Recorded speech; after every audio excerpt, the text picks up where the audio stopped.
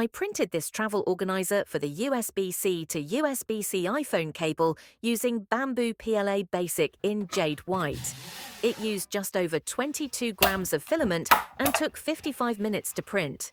Supports were required for the port covers, but cleanup was minimal and everything came out clean and precise. The design is compact, durable, and perfectly shaped to hold the Apple 1-meter cable without twisting or tangling. It protects both connectors, keeps the coil tight, and makes packing super easy. Just wind the cable into the channel, snap the ends into place, and you're ready to go. Whether you're commuting, flying, or just organizing your tech pouch, this little print does the job. It's lightweight, pocket-friendly, and strong enough for daily use. I love how clean it looks in Jade White, but you can print it in any color to match your setup. Download the model from Maker World, print it in under an hour, and keep your charging cable safe, clean, and ready for travel.